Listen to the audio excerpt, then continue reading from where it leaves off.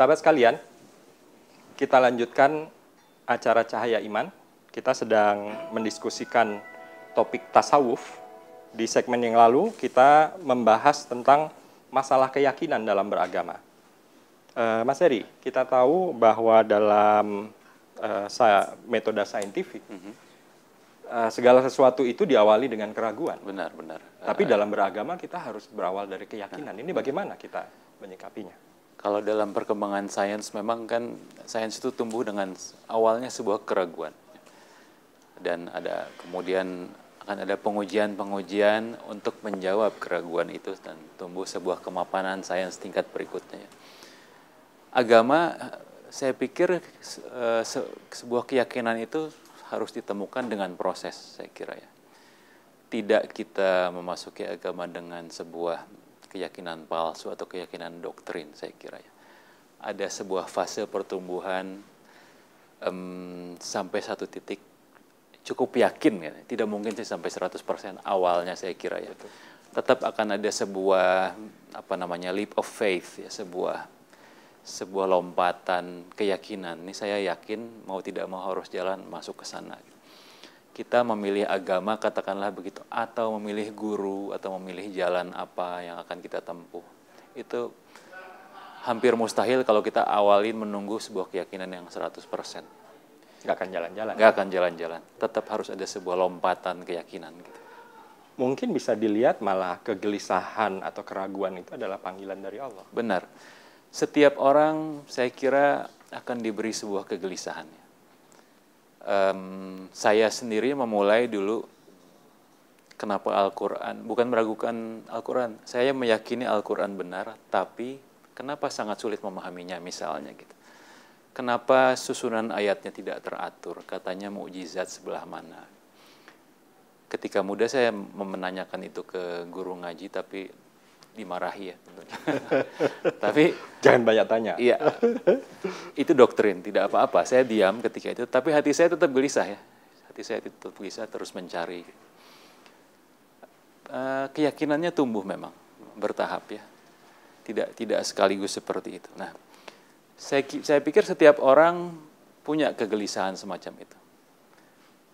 Bahkan seorang pendosa pun atau seorang yang tidak sholat pun akan selalu Allah beri kegelisahan seperti itu. Itu hal yang wajar saya kira. Masalahnya adalah ketika orang diam dalam kegelisahan, diam dalam keraguan itu. Begitu. Kuncinya adalah kita menjawab panggilan Allah itu. Benar. Itu saya mau mengatakan bahwa kegelisahan, keraguan itu anugerah. Betul. Anugerah itu harus disikapi. Begitu. Kegelisahan adalah anugerah. Ya. Ini sesuatu yang luar biasa. Kita terkadang melihatnya sebagai sesuatu yang membingungkan ya, atau susah bagaimana cara menyikapinya. Benar. Nah, bagaimana dengan cara-cara kita menjawab keraguan itu? Menjawab keraguan, saya kira dengan cara-cara yang natural saja lah ya. Kita bisa mencari terus, kita bisa setidaknya begini, itu sebuah modal untuk memohon kepada Allah Ta'ala. Gitu ya. Ketika sebuah pencarian kita ikhlas, ikhlas artinya adalah bersih dari niat-niat selain Allah. Gitu. Kita benar-benar mencari Allah di sana.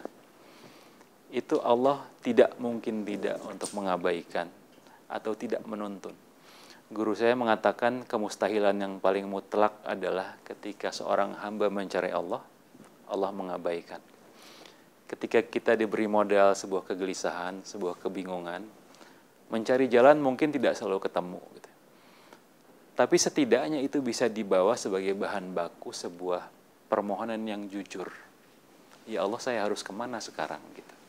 Yang menjadi masalah adalah terkadang respon kita itu sebaliknya.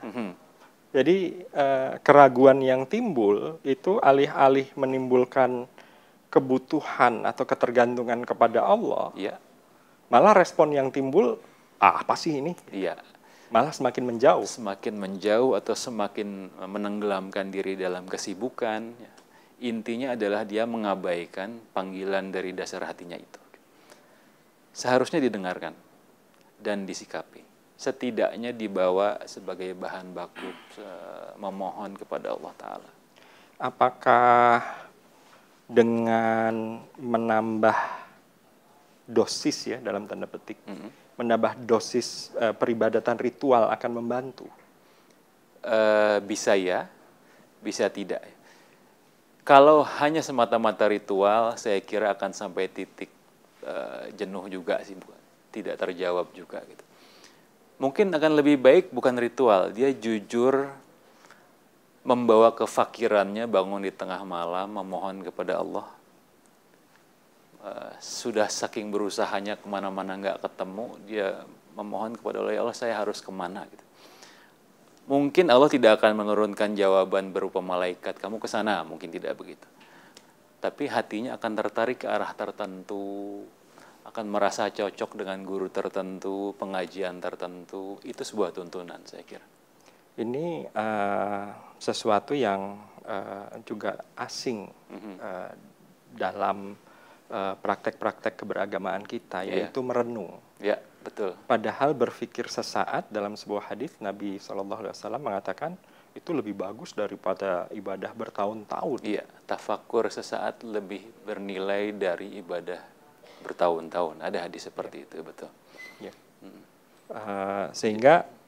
Sehingga sebenarnya dalam aspek agama itu ada unsur yang tidak otomatis. Iya.